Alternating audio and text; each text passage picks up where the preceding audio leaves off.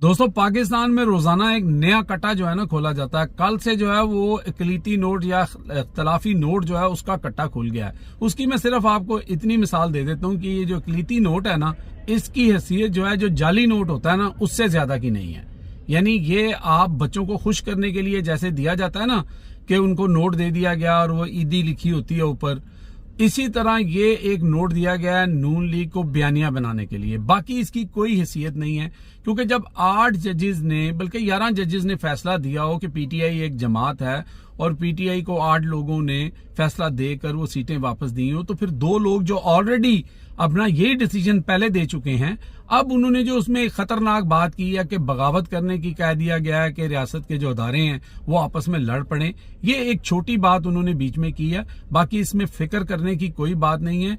इनका प्रोग्राम जो है ना सीटों वाला और एक्सटेंशन वाला, वो बिल्कुल बढ़ चुका है।